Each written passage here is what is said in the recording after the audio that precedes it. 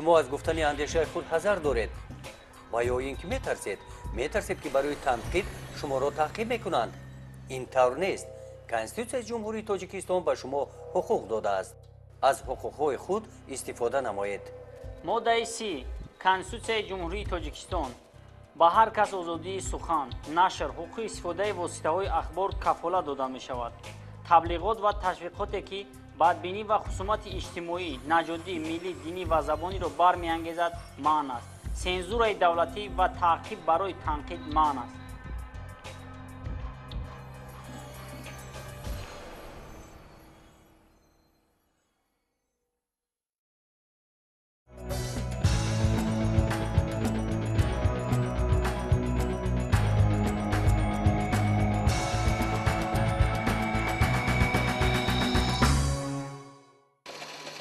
پروین میرزایووا بعد خدمت مکتب میانه با حیات مستقلانه شروع کرد.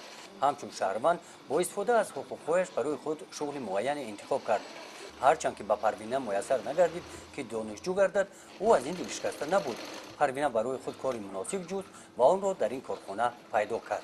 قریب 2 سال می شود که اولی آمدن را در پس استادان یاد گرفتم، تعلیم تربیه را، و در اینجا یک چیزی هست که نه تنها کسب آموزی، طرز صحبت کردن را، پخت و پز را، خیلی چیزها را یاد گرفتیم. در اولی کار آمدن من در اینجا 2 ماه تحصیل کردم و در موفق شدم. خیلی هم کسب خوب است که چون که من از خردی به این کسب دل داده بودم و اینجوری در 1 ماه در 2 ماه من بود کردم، یعنی کار کردم، یاد گرفتم و اینجوری از کار کرده ایستادم. شکرانه از آن میکنم که جای کارم خوب است.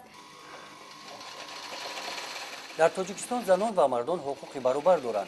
شغل ورزیدن به فعالیت مهنتی این حقوق شهروندان می باشد. زن و مرد در مهنت یعنی برابر حقوقند در دایره قانون.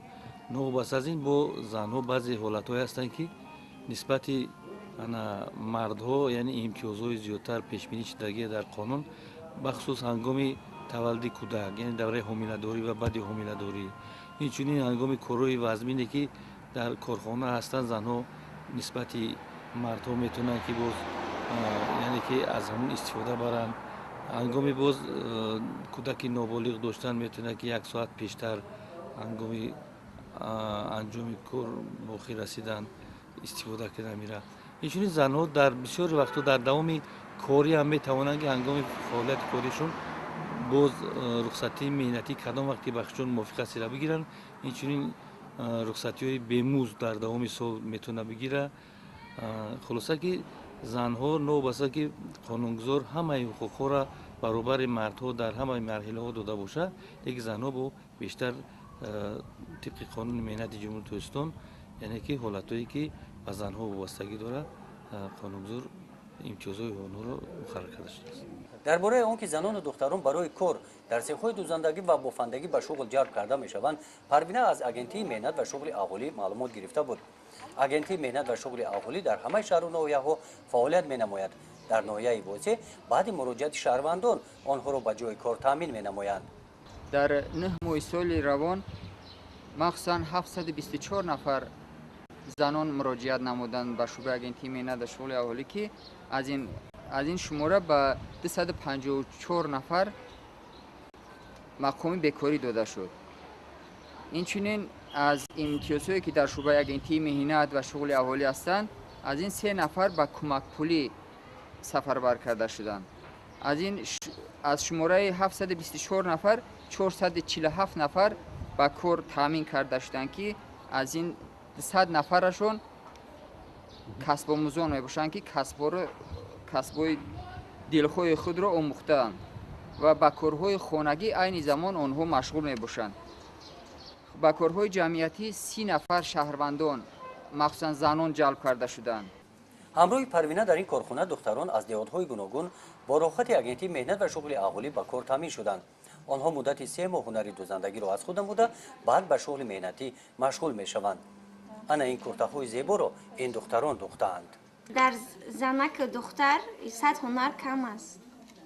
هر آدم باید که هنر داشته باشد. آدم به هنر خور نمی شود. از آدم بیکار همه بیزار. ما دختی ملی رو دوست می‌داریم، طرز تاجیکی رو، چون که پیشوای ملت محترم امام رحمان پیشنهاد کردن که با زن تاجیک یعنی کفتای تاجیکی با معنی میزبد و آن رو بسیارتر ما طرز آن رو میدوزیم، نه اونقدر وابسته دیل به آن لباسای اروپایی میدین. آدمای خلق تاجیک بسیارتر فرهنگ تاجیکی رو میپسندن. هر یک شهروند حقوق زندگی کردن رو دارد. برای همین خواه زن خواه مرد باشد باید که در جامعه جای مکان خود رو داشته باشد و در زندگی راهگم نزند. برای همین مقصد ما همین است که همین خیلی زنایی که یگون معلومات ندارند یا اینکه معلومات داشته باشند هم جای کار ندارن با جای کار تامین کنیم، اگر کسب نداشته باشن با اونها کسب آموزانیم تو اینکه اقلا با کسبای مردمی هنرهای مردمی را آموزانیم که در آینده زندگی خودشون رو یابند. منبع دیگر اطلاعات برای دریافت جای کار شعبه کار با زنان و اولیای نزد مقامات اجرایی حکومت دولتی شهر و ناحیه ها می باشد. در شعبه کار با زنان و اولیای مقامات اجرایی حکومت دولتی ناحیه واسه از روی برنامه‌ها ما بسیارتر فعالیت میکنیم. برنامه‌هایی است برنامه دولتی و تربیت انتخاب جابجاگذاری کادرهای راهبری کننده حسابی فعال زنان دختر از حساب زنان دختران جمهوری تاجیکستان، استراتژی ملی مقام زن در جامعه، استراتژی بلند برداشتن نقش زنان در جمهوری تاجیکستان هستند. ما فعالیت میکنیم که از آنها ما مراجعت میکنیم. بسیارتر زنها وابسته به فعالیت کاری مهنتی اونها هستند. در ما مراجعت کردن به واسطه اگنتی مهنت شغل اهالی 558 نفر زنان مراجعت کردن که از اینا 234 کسشون به شغل فرا گرفته شدن که ما زنان و دختران خانشینه میتونیم به کسب آموزی تامین کنیم، هم باید به شهادتنامه و تامین میگردن. اینا هستند به کسب آموزی قالین بافی، آدرس بافی، خب سوای تکنیک علم هستند، کامپیوتر کنونی، محاسبی، همینا دا حساب زنان و دختران پیشنهاد کردن و واسطه شغل مهنت با کار تامینشون کردن. در شهر و ناحیه‌های تاجیکستان مرکزهای حقوقی فعالیت دارند. عاید پهلوهای حقوقی و ساکنان مصلحت می‌دهند. قربانعلی ستمبوف حقوقشناس بیوروی دولتی مرکز حقوقی نزد وزارت عدلیه جمهوری تاجیکستان در ناحیه واسه است. امروز قریب هر یک زن امروز گفته میتوانیم که اطلاعات درباره یعنی گرفتن معرفتی دانش، یعنی که سواد آموزی، نه بلکه فقط به تربیت فرزندان. امروز بیشتر زنان و دختران برای تحصیل کردن کوشش میکنن. من از اون مدتی قریب 9 ماه در همین بیوروی دولتی حقوقی ناحیه واسه به حیث حقوقشناس کلان کار و فعالیت دارم. بیشتر من قریب که زنان و دخترانی به ما مراجعت نکردن که وای معلومات داشته باشن. این گواهی اون است که معرفت اون زنها و دخترانی که معلومات دارن بلندتر است. و از همین لحاظ قانونگذاری جمهوری تاجیکستان همیشه برای حفظ یعنی اجتماعی و اقتصادی زنان همه قانون پیش بینی شده است و باوری داریم که در آینده نیز برای بالا برداشتن یعنی رول زن در جامعه این برنامه ها و استراتژی که با فرمان پرزیدنت جمهوری تاجیکستان تأسیس یافتگی‌اند مرحله به مرحله تا سال 2020 2023 که پیش بینی شدن و فکرم با بیشتر حل خود را می‌یابند. زنان به شغل مهنتی جلب کرده شده تنها بعد بستن شرطنامه مهنتی با کارفرما باید به فعالیت مهنتی مشغول شوند. در شرطنامه مهنتی حقوق و عهده‌داری‌های کارمند و کارفرما درج کرده شده است. بسیار زنایی هستن به ما مراجعت میکنن انا میخواهند که بسیارتر معلومات ندارن، میخواهند که جای کار مثال فراشی خب کوساشو هم خیلی کارو قطعی مشغول شوند، لیکن وقتی که ما میفهمونیم که غیر از این کارو با دیگر کارو هم کردن ممکن است موافق طلبات بزرگ و پخت پز مشغول شدن در کار با انا دوزندگی مشغول شدن در کار، این خیلی کارو است. شما باید کسب آموزید. وقتی که ما این چطور با شهروندا که میفهمونیم با از فکرشون میگردن با این فکر ما انا هم فکر شده روحی دیگر زندگی رو پیش میگیرن.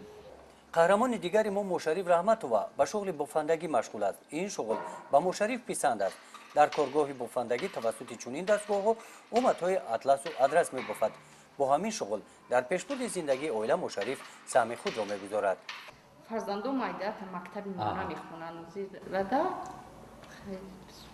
ҳама камбудиёшона ма буд када метавонам ҳамин воситаи гузандагим қадия ҳама тарафа буд ка метавонам шароити хонама дакума ҳамаша буд ка метавонам. дар минтақаи кӯлоб адрасу атласбофӣ шуғли набошад ҳам занону духтарон ба ин ҳунар таваҷҷӯҳи калон пайдо карданд. баъди хатми ин курсҳо бо ҳамин шуғл онҳо метавонанд фаъолияти меҳнатиашонро идома диҳанд. касбора омӯхтанаш гап нест, мо меомӯзонем, лекин бо сабаби он ки ҷои кор намеёванд, ҷои кор нест, дар ҳамин роҳ мо анча мушкилӣ мекашем. барои ҳамин бисёртар хуб мешуд ки ба воситаи соҳибкорон корхонаҳои хурди атласбофӣ ташкил карда шавад, дар ҷамоатҳо, дар маркази ноҳия ташкил карда шавад, ки вақте ки соҳиби касб мешаванд, ҳамин духтарон ва занони хонашин рафта дар он ҷо кор кунанд. дар замони иқтисоди бузургонӣ дар қатори мардҳо занҳо ҳам ҳуқуқ доранд ба фаъолияти соҳибкорӣ машғул гарданд, корхонаи бофандагӣ ташкил намоянд. дар ин самт мушарриф метавонад аз таҷрибаи гуландом ки баъди хатми курси дузандагӣ дар яке аз деҳаҳои дурдаст коргоҳи дузандагӣ сохта муваффақ гаштааст истифода намояд. мо хаяк рӯзанон ӯзи дар ҳамин ноҳия ба духтани либосҳои миллии чакан, атлас ҳаминҳоро сазовор ҳастем ки бурда ба деҳаҳои ина эшонқидоқ, сартез, ина кадучи амҷода бурда савдо мекунем ва маблағи онро оварда ба духтаро оилак медиҳем. خیلی کارمون پیش رفته ایستاده است. بازی 15 نفر دختر کار کرده ایستادیم. در قطار هنری دوزندگی و بافندگی همچنین زنان امروز در دیگر سمت‌های حیات شغل می‌ورزند. شغل اساسی زنها در ناحیه واسع اصلا به همه سوها وابستگی دارند. سوهای خواجگی قشلاق، سوهای خدمت دولتی، سوهای علم و معارف، سوهای تندرستی، همه سوها قطعی وابستگی در سمت فعالیت کاری خودشون درست برام مونده شده. 1310 زن همچون خواجگی کار میکنن. از همین 3110 نفر خواجگی دارون زنهای فعال، 642 نفرشون راهبر خواجگی دهقانی هستند. باز هستند در خواجگی‌هایی که همچون سهمگذار هستند. همین سهمگذارا با کار خودشون ادامه میدن که فعالیت پیشبردی روزگار زندگی خودشون رو در همین سهم جاری میکنند. پروینه میرزایова از شغل پیشگرفته‌اش راضی است. او به دیگر دختران مصلحت می‌دهد که در خانه نایستاده شغل را انتخاب نمایند. البته شخصانی هستند که وابسته از اویله‌های آنها هستند. شخصانی هستند پدر و مادرانشون که در خانه شینند، کسب نآموزند، داخل نشوند. این وابستگی یک بی‌سوادی اویله می‌شود که هنر خوب است. وقتی که آن را به شوهر میدی دخترای اویله اون کمیزات است. هنر خوب است که هیچ وقت خار نمیشه و بسیار هم با کودکان خود یعنی که پول کار میکنی و هیچ وقت خاری رو نمیبینند. بسیارتر آدما باید هنر آموزند و با کسب آموختن. هنر خوب است که در زندگی خار نمیشوی. هستن شخصانی که نخوانند میگویند داخل نشوند، اما آزادی ترقی کرده از زمان پیشوای ملت محترم امانی رحمان برای ما چنین دانشگاه، سیخ‌ها و تمامی کارها رو مهیا کرده است که ما جوانان یاد گیریم و در وطن خود خدمت کنیم. آدم شخصی که خواندگی با تربیت و با معرفت است میفهمد، اویله آن با سواد است میفهمد که کسب آموزی بسیارتر و دختران چه ذوق میدهد، باید تحصیل کنند که در هیچ وقت در زندگی خاری را نبینند. پروینه در زندگی شغل خود را دیگر کردن مقصد ندارد. او خواهش دارد نازکی‌های هنری دوزندگی را بهتر آموخته با همین شغل در زندگی موقعش را پیدا نماید.